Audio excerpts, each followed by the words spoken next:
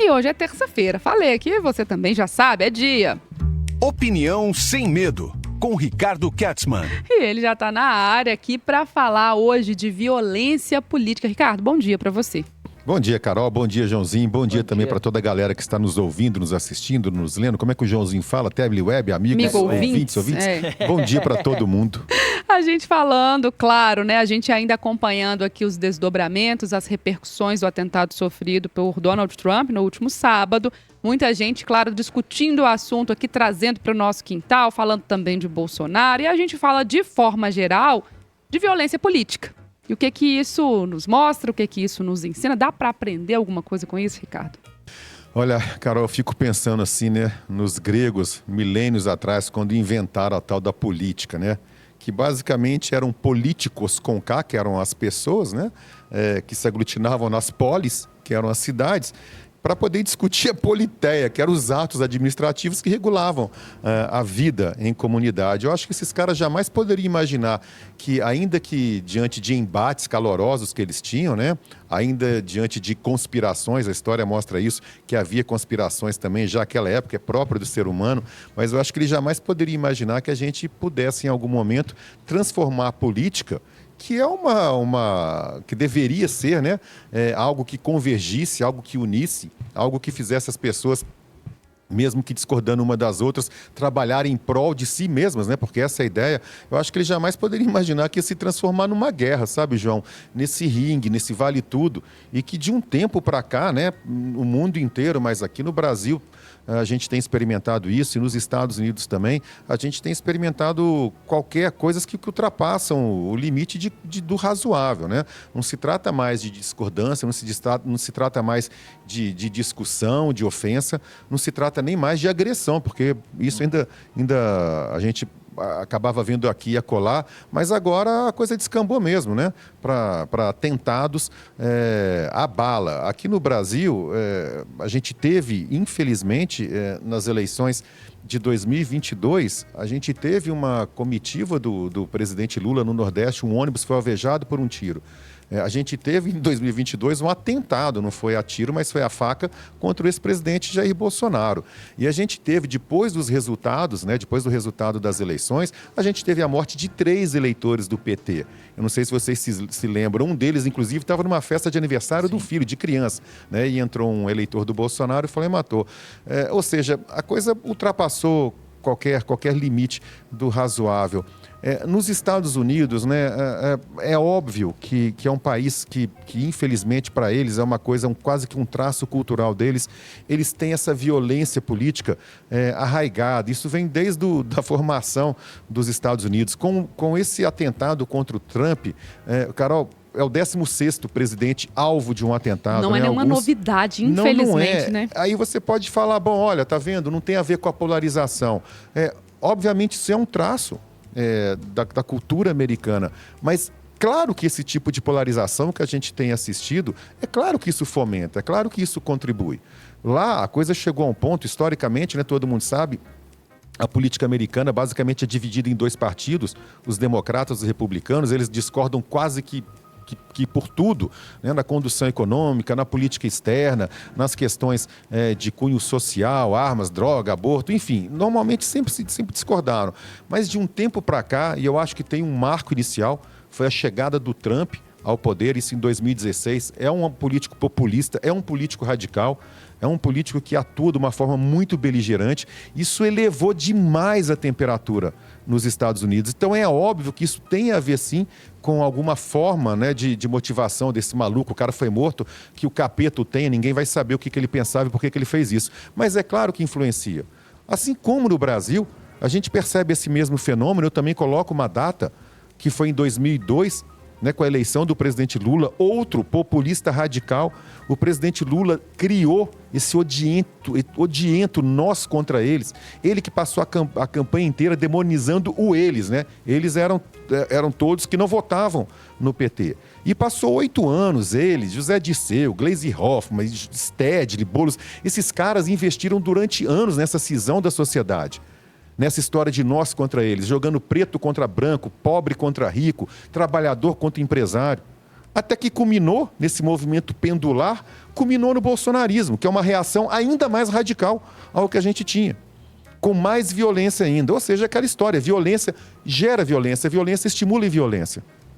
Ô, Ricardo, aqui a gente, né, eu concordo com você que a gente já está vendo aí nos últimos anos uma situação muito crítica, né, exacerbada aqui no Brasil. A gente tinha muito essa briga política, assim, principalmente em cidades pequenas, né? Conheço cidades aí como Matipó, por exemplo, tem histórias de Matipó que a polícia tem que fazer reforço na segurança para separar dois lados. Porque senão tem essas confusões. E a gente está vendo isso agora maior em todo o Brasil. Nos Estados Unidos agora, né, com o atentado contra Donald Trump, a gente vê um discurso dos dois lados, interessante, mas por agora, que está no calor das emoções, de uma união. Uma união, isso não pode acontecer, ter ali uma acalmada nos anos, por agora, né? Vou falar por agora, porque a gente não sabe se isso vai continuar durante a campanha. Você acha que isso aqui no Brasil pode acontecer? Ô, João, eu adoraria que acontecesse, mas a reação que a gente observou logo após a notícia do atentado foi justamente ao contrário. Se você olhar as redes sociais, se você olhar os políticos, esses líderes populistas, esses extremistas que influenciam multidões, que influenciam milhões de pessoas aqui no Brasil, foi justamente o contrário. Você teve lá aquele André Janones dizendo coisas bárbaras, falando assim, dessa vez se lembraram do sangue, né? Fazendo alusão àquela idiotice de que o atentado contra o presidente Bolsonaro não aconteceu, que aquilo era falso. Aí você tem também os bolsonaristas, você tem a família do presidente, né? Dizendo que a esquerda utiliza desses métodos, assassina os oponentes, como se esse cara que tentou matar o presidente fosse de esquerda, ninguém nem sabia disso. Então, assim, a ver pelas primeiras reações desses caras e dessa massa de seguidores, não é o que a gente tem. Porque ficou o tempo todo, esse pessoal ficou o tempo todo ou mentindo ou disputando quem é mais nocivo, quem é mais agressivo, se é a esquerda ou se é a direita. Ô, gente, esquece essa história de rótulo de esquerda, direita, Lula, Bolsonaro, Trump, esquece isso. A política, ela é feita de pessoas para as pessoas. A política não pode ser feita por líderes, para os líderes, contra essas pessoas. É isso que todo mundo tem que entender. Eu não compreendo, sinceramente, qual que é a dificuldade. Ontem no Talks, né, eu, Rodrigo e Luiz, a gente debateu um pouquinho isso, e o Rodrigo falou, e não sem razão, ele cita, né, a falta de escolaridade, a falta de educação básica comum desses componentes. É verdade, mas eu não coloco a educação como único componente desse modo, porque a gente tem, entre os estratos mais socialmente elevados da sociedade, pessoas formadas, pós-graduadas, pessoas com mestrados, atuando da mesma forma, em grupos de WhatsApp, em reuniões de família. Você tem famílias estruturadas, que nunca tiveram nenhum problema financeiro ou falta de escolaridade, quase saindo no tapa por essas questões ideológicas. Então essa violência, ela de alguma forma, né, eu vi, teve um editorial do The Washington Post espetacular, e esse editorial, ele faz até um meia-culpa no momento em que ele assume que todos nós, e todos são todos, não está se eximindo, todos nós, em alguma medida, fomos capturados por líderes, por populistas, por políticos tóxicos, que jogaram a gente nesse balaio. Então fica todo mundo tão cego de ódio, fica todo mundo tão focado em defender a sua bolha e atacar a outra, que não percebe que esse mal volta contra si mesmo. Gente, somos nós as vítimas disso tudo no final das contas. Ô, Ricardo, e você falando uma coisa aí sobre essa questão desse discurso também, da violência que gera violência, eu observo muito isso hoje nas redes sociais. A gente tem hoje um universo da rede social que parece que dá uma certa proteção para que as pessoas falem aquilo que elas queiram falar. Você não passa na rua e xinga uma pessoa, mas na rede social você vai lá no post para alimentar aquele discurso de ódio. E eu tenho a impressão que isso também vem muito disso, aquela incitação, a pessoa fala assim, não, mas ele fala assim, mas não é verdade. Mas o falar, o verbalizar, já gera esse ambiente, né? E a rede social, ela não está apartada da nossa vida. Ela, na verdade, é uma forma hoje. Muita gente hoje vive mais no meio digital do que no ambiente físico, se a gente parar para pensar. Carol, eu gosto muito de estatística, sabe? Eu acho que estatística explica quase que tudo na nossa vida. E a estatística, Carol, ela mostra claramente o seguinte: quanto mais gente, eu estou falando de massas em quantidade, rumarem para um lado, mais influência sobre outras pessoas que talvez não estejam rumando por esse mesmo lado, isso vai ocorrer. Porque é normal. Se você pertence a uma coletividade, a uma sociedade, ou por fraqueza, ou por cansaço, ou até mesmo por aderência, você deixa de brigar contra uma maioria e acaba aderindo. Quando você tem um ambiente tóxico de violência, que é o que você bem falou de rede social, você acaba se deixando, em alguma medida, contaminar por isso. Eu vou dar um exemplo aqui para vocês. Eu participo de um grupo de WhatsApp de altíssimo nível. Eu falo altíssimo nível porque são pessoas influentes da sociedade, são pessoas muito bem resolvidas profissionalmente, financeiramente, pessoas intelectualizadas, pessoas de extremo caráter. Eu conheço praticamente todas, pessoas bons pais, boas mães, pessoas envolvidas em filantropia. E nesse grupo, por causa de futebol, eu vi 2 pessoas já de idade ameaçando uma outra. Eu sei seu endereço, eu vou à sua casa. Você imagina, isso seria impensável se tivesse num ambiente, se fosse pessoalmente, e não tivesse num ambiente virtual. É porque naquele momento, a massa, aquela massa, né, de 200, 300 pessoas, no calor das emoções, estava propícia à violência. E isso se repete nesse ambiente político. Quando você faz um comício com 5, 10 mil pessoas reunidas em torno de um líder, e esse líder prega a violência, como a gente assistiu na campanha aqui, dos 2 lados, vamos exterminar a esquerda, o outro dizia, vamos acabar com os fascistas. Gente, você não tem que exterminar ninguém, nem tem que acabar com ninguém. Você pode combater no campo das ideias. Mas no final do dia, todo mundo é vizinho do outro, todo mundo é irmão um do outro, todo mundo mora no mesmo lugar, faz o mesmo país. Isso é insano. E essa movimentação, esse caminho que a gente vai seguindo e cada vez mais pessoas são tragadas por isso também, isso gera um problema porque, por exemplo, no próprio debate, né, brasileiro aqui, a gente acompanha, vamos falar de Brasil, acho que fica mais próximo de todo mundo, a gente acompanhou, por exemplo, os debates para os candidatos à presidência. E aí a gente tinha ali a polarização presente e a gente tinha inúmeros outros candidatos. O que eu ouvi muito depois? A gente acompanha o debate com um olhar até crítico, que a gente vai comentar aqui no dia seguinte, mas a gente não tem opção. Ou é esse lado ou é esse aqui, tem que votar no menos pior, porque além disso não tem nada. Eu falei, gente, tem, mas vocês não estão prestando atenção, porque outras pessoas, outros candidatos foram lá e colocaram inúmeras ideias. Você concorde ou não, elas estavam lá. Mas o que chama a atenção? O que vira o corte da rede social? O que vira o debate? A ameaça, o show, a agressão. Então a gente não presta mais atenção nos outros tantos candidatos que estavam ali e a gente convence a gente mesmo de que não tem opção. Ou é isso ou é aquilo, pronto, acabou. Tanto é verdade o que você acabou de dizer, que as 2 últimas eleições presidenciais foram definidas não pelas propostas, mas pelos ataques ou pela rejeição. Tanto no caso da eleição do presidente Bolsonaro como do presidente Lula, se você juntar os votos contrários e os que não votaram, são maiores do que quem ganhou. Porque se tornou isso, as 2 últimas eleições se tornou isso. Uma eleição por rejeição. Um grupo rejeita mais o candidato do que outro e isso leva à vitória. Porque, Carol, você disse muito bem, as propostas que deveriam ser debatidas e as pessoas deveriam prestar atenção, elas ficam em segundo plano quando vira pancadaria. E aí na pancadaria é quem cola no outro a pecha de pior. Então um vai lá e diz, você é ladrão, e o outro diz, você é ladrão 2 vezes. Passa a ser uma disputa entre quem é menos ladrão. Então eu vou votar no menos ladrão. Agora, que propostas esse ladrão ou super ladrão tem para o país, ninguém lembra mais. E os outros candidatos que ficam falando de propostas ficam em segundo plano. Eu tenho muito medo, né, que isso se repita, a gente está próximo a eleições municipais, eu tenho muito medo que isso se repita aqui em Belo Horizonte. Historicamente, as eleições municipais elas seguem um padrão diferente do plano nacional. As pessoas estão mais focadas nos problemas da cidade. Transporte, saúde, educação, violência, e deixa essas pautas, vamos chamar assim, ideológicas, um pouco de lado.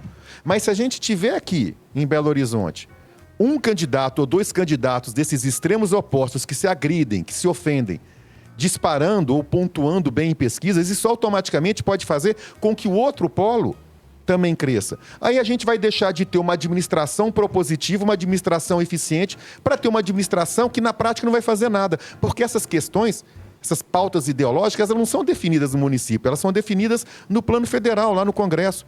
Então você tem toda a razão quando você aponta isso. Tô ouvindo vocês aqui e imaginando, qual que é a solução? Exato. Porque a gente vê que eles não querem, né? E eles se alimentam desse extremismo, desses ataques um contra o outro. E aí eu fico pensando, pô, a gente vê aí várias coisas, né, sendo investigadas pela justiça, de vários casos que você até contou e tudo mais. Mas será que se isso acontecer, por exemplo, ter uma prisão, isso também não pode ser pior? Pode deixar as pessoas ainda mais inflamadas? João, é aquela armadilha, né? Esse caso da tentativa de assassinato do Trump, assim como foi a tentativa de assassinato do ex-presidente Bolsonaro, vai na mesma direção do que você falou, né? De uma prisão, porque esses populistas, esses caras, eles são literalmente encantadores de serpentes, né? Esses caras são pegos com a boca na botija, flagrados com o óbvio, cometendo crimes. E ao invés de enfrentar o tema, quando questionados, eles fogem pela tangente e começam a falar sobre outras coisas, começam a mentir descaradamente, e as suas plateias, as suas torcidas organizadas abandonam também os fatos para poder cair nessa pilha do discurso. Você tem toda a razão, porque o Donald Trump mesmo, que está sendo processado por diversos crimes, o tempo todo ele fica dizendo não é uma perseguição. Como uma perseguição? São fatos, são provas materiais. O cara sonegou impostos, o cara pagou aquela moça lá, aquela moça que fazia filmes pornô, para poder mentir. Não tem como dizer que isso não aconteceu. A época da Lava Jato, meu Deus do céu, como é que é possível alguém dizer que que os crimes de corrupção no âmbito do Petrolão, da Lava Jato, não ocorreram? Você tinha as testemunhas, você tinha as provas documentais, você tinha as planilhas, você tinha os depósitos. E aí você tinha o presidente Lula e a sua turma dizendo que era uma perseguição. Ainda que fosse uma perseguição, o fato existiu ou não. Agora a gente tem aí essa história absurda da ABIN, né, paralela. Isso é da maior gravidade. Você teve o próprio presidente Bolsonaro em pessoa, tem áudio com advogadas dele, da família dele, querendo interferir nas investigações do senador Flávio Bolsonaro. Tá lá, é áudio. Não, mas isso é para poder desviar, isso é para poder contaminar as eleições na Prefeitura do Rio de Janeiro, porque o tal do Ramagem é candidato lá. Ainda que fosse, gente, o que isso muda o fato original? Então, esses caras, eles conseguem encantar serpentes, João. Então, quando acontece um fato desse, uma tentativa de assassinato ou uma prisão, esses caras viram o jogo e transformam o que deveria ser contra em algo a seu favor. Tá aí, diga lá, João. Não, aí eu quero ir para os Estados Unidos, porque aproveitar, trazer a opinião do Ricardo. Esse atentado acabou sendo, entre aspas, tá muito entre aspas, bom para o Donald Trump e agora não tem a certeza já aparece, ele vai ser eleito? João, vamos lá. Eu passei, né, domingo e ontem, porque eu me interesso muito pelo tema, eu passei acompanhando, né, as notícias, os analistas, vendo tudo que era possível, obviamente de fontes confiáveis. E o que eu pude perceber é o seguinte: há uma tendência de todos a acreditar que isso vai beneficiar, sim, em alguma medida, o Donald Trump. Mas ninguém crava, porque a gente tem ainda 3, 4 meses até as eleições, é muito tempo. Uma coisa já é certa, já é unânime entre esses analistas. E aí sim isso pode influenciar, né, de forma tão importante, ou mais importante ainda, do que a eleição propriamente dita, que é a composição do Congresso. Né? Você pode ter os republicanos dominando o Congresso e o Senado, o que é um fato muito importante que causa desequilíbrio. Se o Donald Trump for eleito e tiver o domínio do Congresso, da Câmara dos Deputados e do Senado, ele vai ser um presidente muito, mas muito poderoso. E se, por acaso, um democrata conseguir conquistar a presidência, e o que seria quase impossível, conquistando a presidência, ele ter o comando das duas casas, isso é muito difícil acontecer, mas se isso acontecesse, ele seria um pato manco, seria um presidente frágil, entendeu? Então, o que eles estão dizendo agora é que esse atentado pode influenciar muito mais na composição das duas casas do que na presidência, do que na disputa presidencial propriamente dita. Tá aí, gente. Ricardo Kertzmann na coluna Opinião Sem Medo, toda terça-feira com a gente aqui na segunda edição do Central 98. Hoje falando sobre violência política, trazendo aqui também um pouquinho para o nosso quintal, falando de Brasil, falando de eleições municipais. Ricardo, obrigada mais uma vez, viu? Obrigado, Carol. Obrigado, João. Obrigado para todos os nossos Teleweb, amigos e amigas ouvintes. E ótima semana para todo mundo. Com paz, pessoal. Não briga, não. Não vale a pena, não. Não vale, não. Na terça-feira que vem tem mais.